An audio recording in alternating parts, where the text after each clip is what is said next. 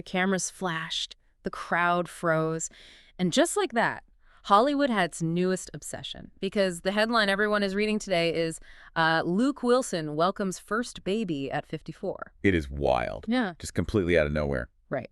Welcome to StarScope Report, where Jordan and Jamie uncover Hollywood drama, music industry shakeups, and viral influencer scandals. From red carpet surprises to, social media controversies, we dive deep into the stories behind the fame. And today's deep dive is, well, it's definitely a red carpet surprise. Oh, absolutely. So picture a Hollywood red carpet in 2026. Oh, You yeah. expect the flash bulbs, the designer gowns, the meticulously crafted talking points. The engineered PR stunts. Right. Everything is so calculated. But what you don't expect is a 54-year-old actor walking into a luxury resort with a newborn baby strapped to his chest. In a carrier. Yeah, and a baby Yeah. carrier looking for all the world like he's just, dropping them off at a neighborhood daycare. It is the absolute antithesis of how things are done today. I mean, there was no publicist paving the way, right? No pre-release statement to the press. Just a guy, his girlfriend, and their baby walking into a work event. Which is exactly what we are getting into today. We are exploring a moment that completely short-circuited the modern celebrity machine.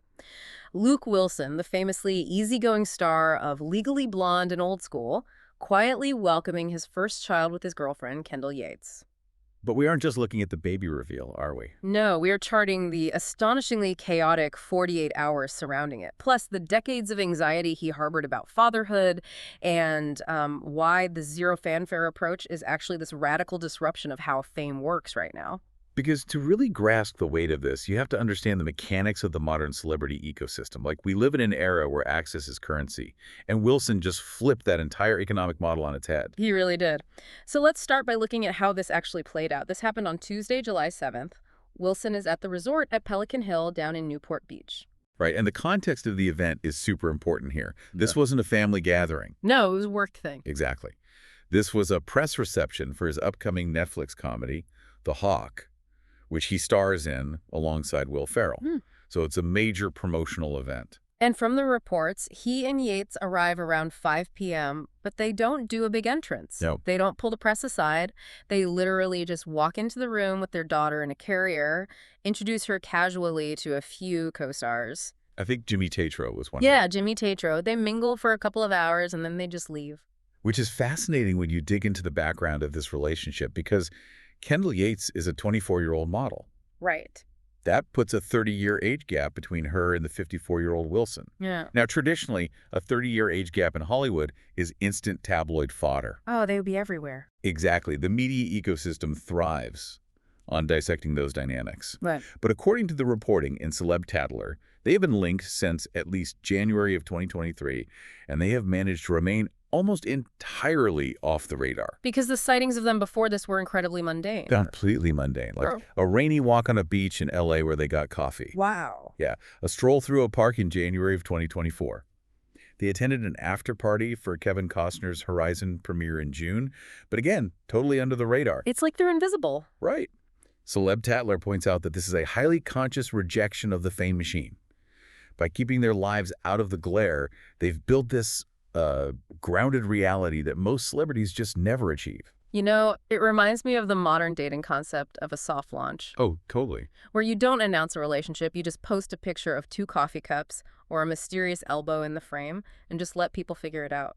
Except Wilson and Yates just soft launched an entire human being. A literal baby. They just showed up. But I have to push back on something here. A lot of commentators are calling this withholding of access the ultimate flex. The idea that not sharing your life is a massive status symbol. It absolutely is a status symbol in today's economy. But is it actually a flex, or is it just the privilege of a guy in his 50s who already made his millions, already cemented his legacy in the 90s and 2000s, and doesn't need to appease the TikTok algorithm to get cast in a movie?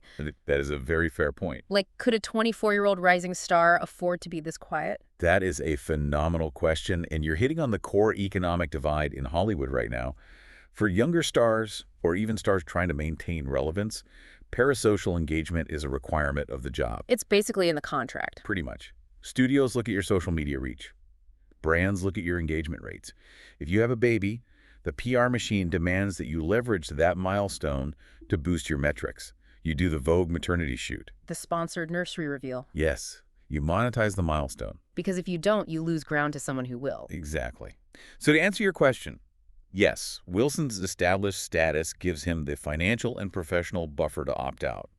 But it's still a flex because he is actively choosing not to play a game that almost all of his peers, even the older ones, are still playing. That's true.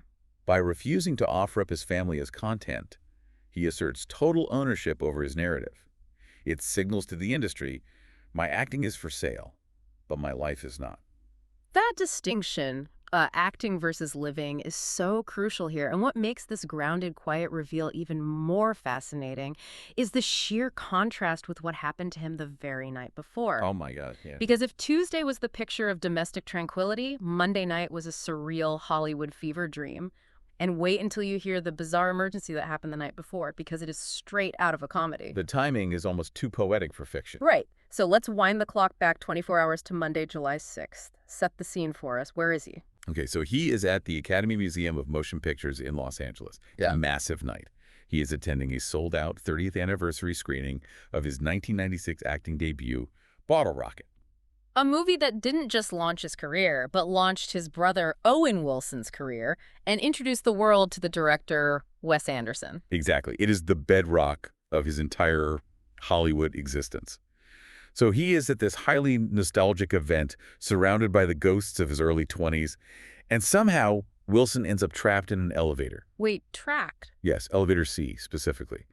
And look at who he is trapped with. It's Wilson, Wes Anderson, and the legendary 86-year-old director James L. Brooks. The guy who helped get Bottle Rocket made. Yes, they're stuck in a box. For how long? For nearly an hour. The Los Angeles Fire Department logs the emergency call at 7:49 p.m. The absurdity of this. You have this cast of quirky, highly specific indie cinema royalty trapped in a small, perfectly symmetrical box. I know. It literally sounds like the inciting incident of a Wes Anderson film. It really does. There is actually a video that was shared on Instagram by a production specialist who was there. When the firefighters finally pry the doors open, Wes Anderson, in his classic deadpan delivery, asks them what went wrong. And what did they say? The LAFD just bluntly tells him, you exceeded the weight limit. The elevator was too heavy. That is incredible. They are weighed down by themselves. Literally. But think about the psychology of that moment for Luke Wilson. You are in this claustrophobic space. You are shoulder to shoulder with the men who defined your youth and set the trajectory of your entire adult life. Right. You are literally trapped inside your own legacy, exceeded by the weight of it all. Does facing a bizarre, mildly terrifying emergency with your oldest friends right before revealing your child to the world act as some kind of ultimate reality check? It has to.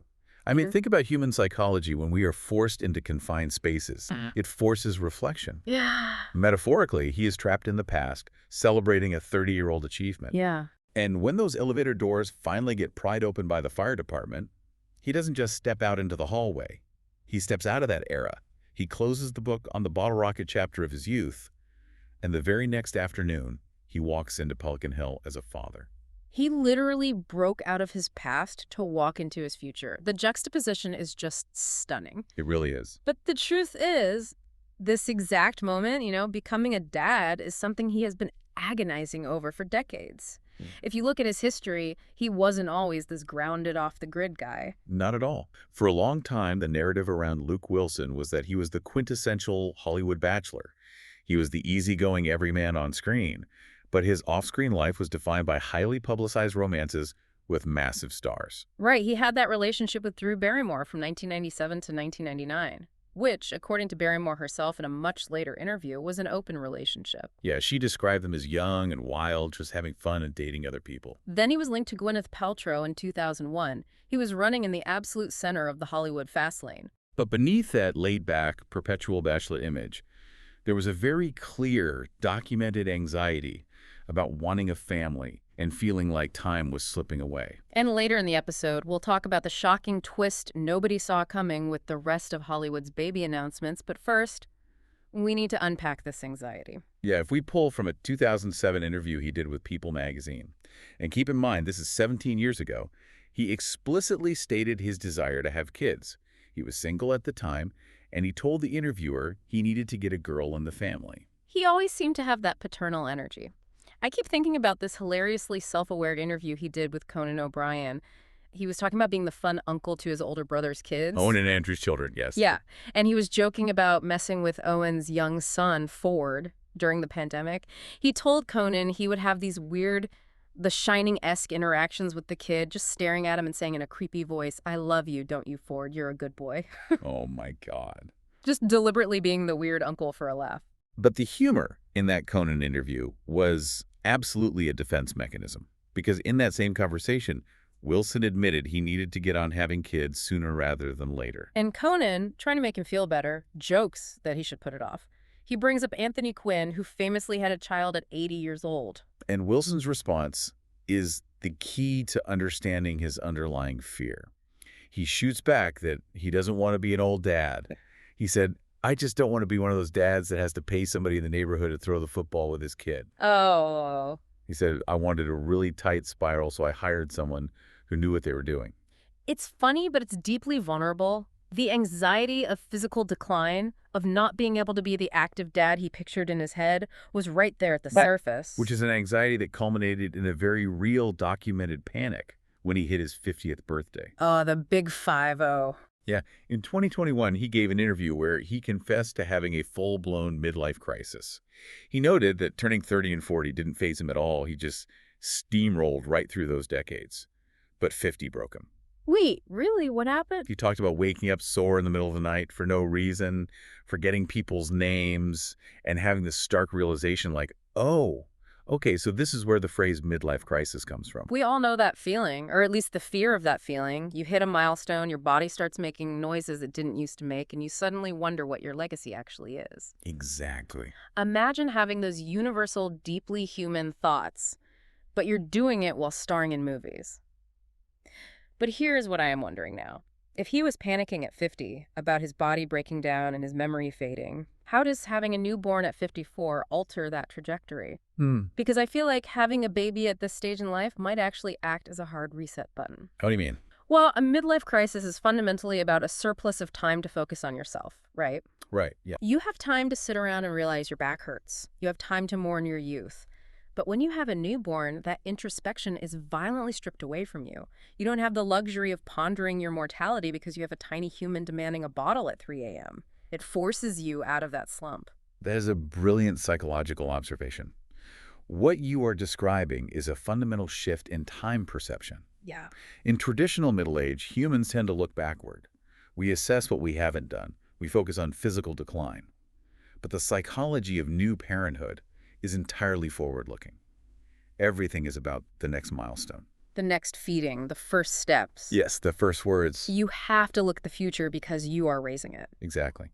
So Wilson is experiencing the collision of two extreme life phases. He is balancing the physical realities of being a 54-year-old man with the intense, exhausting forward momentum of a newborn. It is a total system override of the typical midlife experience. Wow. Add to that his professional life, launching a major Netflix series. Yeah. And he is finally, 17 years after he told People magazine he wanted it, living the life he actually desired. It's incredibly validating to see. And if you're loving these Hollywood twists, make sure you're subscribed because we've got even crazier stories ahead. But to truly appreciate how subversive Wilson and Yates's quiet approach to this milestone is, we have to look at the environment they're doing this in. We really do. We need to zoom out and examine the broader landscape of the class of 2026 celebrity babies. Because when you look at how everyone else is handling this, Wilson isn't just quiet, he's an absolute anomaly. The contrast is frankly jarring. If you read the cultural analysis from sources like W Magazine and Tyla, they track how the celebrity baby announcement has evolved. It is no longer just a piece of personal news. It has become its own distinct genre of pop culture spectacle. Spectacle doesn't even cover it. It's an industry. It is. Let's look at the spectrum of announcements this year alone. On the highly curated, polished end, you have someone like Sophia Richie. She announced her second child, a boy named Henry Cecil Grange. And that announcement was perfectly synchronized with her overall brand identity. It was aesthetic, it was styled, it felt like an editorial campaign. Then you have Charles Melton from Riverdale doing the moody, artistic Instagram carousel for his first child. Yeah. You have Meghan Trainor announcing her daughter via surrogate with a massive, highly public statement of gratitude that gets aggregated by every single news outlet. Yeah. You have Ansel Elgort dropping profound philosophical quotes about fatherhood on his social media grid. It's all so heavy and self-important. And that is just the polished side. On the complete opposite end of the spectrum, you have the weaponization of chaos. Oh, you mean Pete Davidson? Exactly. Right. Pete Davidson and the 29-year-old British model, Elsie Hewitt. They announced they were expecting a child with a wildly NSFW photo dump on Instagram. So chaotic. The image is Pete cradling her stomach, and the caption she wrote is simply, "Well, now everyone knows we had sex." It's so aggressive. It's like they're daring you to look away, but knowing you can't. But here is the crucial analytical point. Whether it is a highly sanitized Vogue-style photo shoot or a chaotic, edgy NSFW social media dump, the underlying mechanism is exactly the same. They both want attention. Right. Both are highly engineered strategies designed to capture attention, manipulate the algorithms, and drive a specific public narrative about their brand. The aesthetic is different, but the goal is identical. Engagement. So in a year where every baby announcement is either a slick corporate PR campaign or a piece of provocative engagement bait, how does Wilson's approach, just wearing a baby carrier to a work event and not saying a word actually function? Yeah. Because to me, it feels like it short-circuits the entire system. It absolutely short-circuits the system because it deprives the media machine of the oxygen it needs. Think about how the press works. If you issue a statement, they can analyze the statement. If you post a photo, they can dissect the photo. Yeah. By refusing to play the game, by offering zero exclusive content, Wilson leaves the media with nothing to critique.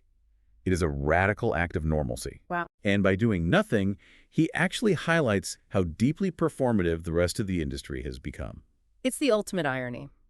By trying so hard to avoid making a statement, he ended up making the loudest statement of the year. Let me throw another analogy at you. Do you remember the quiet luxury trend in fashion? Yes, the aesthetic of extreme, understated wealth. Right. For anyone who missed it, quiet luxury is how billionaires dress. They don't wear clothes with massive Gucci logos or flashy diamond chains. They wear a plain gray cashmere sweater that happens to cost $4,000. Yeah, you wouldn't know it unless you knew. Exactly. The mechanism behind quiet luxury is that it doesn't shout for attention from the masses. It whispers.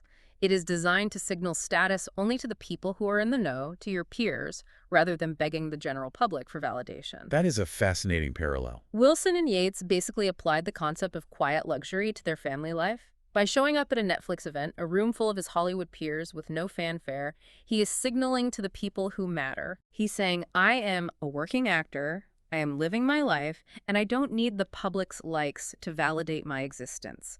It is subtle, it is logo-free, but it commands so much more respect than something flashy. It's a perfect metaphor because it explains why the public reaction to this has been so positive. As Celeb Tatler noted, audiences are increasingly exhausted by highly managed celebrity narratives. Oh, completely. We know when we're being sold to. We know when a baby announcement is actually just a stealth ad for a stroller company. Wilson's approach feels unexpectedly genuine because there is no transaction taking place. They aren't hiding, but they aren't performing. They're just existing. Which brings us back down to earth and to the incredible duality of this man's life over a single 48-hour period. Think about the absolute whiplash. On Monday night, he is surviving a literal Hollywood emergency. Yeah. He is trapped in a broken elevator with Wes Anderson and James L. Brooks, suffocating under the weight of his own 30-year legacy. A living metaphor for being stuck in the past. Exactly. And the very next afternoon, he is breathing fresh ocean air at Pelican Hill. He quietly achieves a dream of fatherhood he has talked about for 17 years. He steps firmly into the future, and he does it while completely ignoring the playbook that every other celebrity in 2026 is following. It really makes you evaluate the arc of a career. For decades, he was the guy we watched play the laid-back, romantic lead. But when he finally gets his real-life happy ending, he doesn't want the cameras rolling. It makes me wonder, does knowing this change how we consume his classic films? That's a good point. When you watch Old School or Legally Blonde now, knowing that the guy on screen was harboring this deep anxiety about wanting a family and that he was willing to wait over 50 years for the right quiet moment, it adds a layer of melancholy but also profound hope to his legacy. It certainly adds a richness to his public persona, and more broadly, it raises an important question about the future of celebrity culture. Are we perhaps witnessing the slow death of the engineered PR machine? Oh, If audiences are responding this positively to a zero fanfare moment, we might see a shift where authenticity, or at least the appearance of catching someone in the wild, becomes the only metric that matters anymore. it's definitely something to ponder the next time you see a highly choreographed, perfectly lit celebrity announcement on your feed. Ask yourself what they are selling you and what they are holding back. Stay tuned and hit that subscribe button so you don't miss what's coming next. You've been listening to StarScope Report, where Jordan and Jamie uncover the stories shaping Hollywood, music, and pop culture. Thanks for tuning in, and don't forget to subscribe for more stories that keep the stars shining.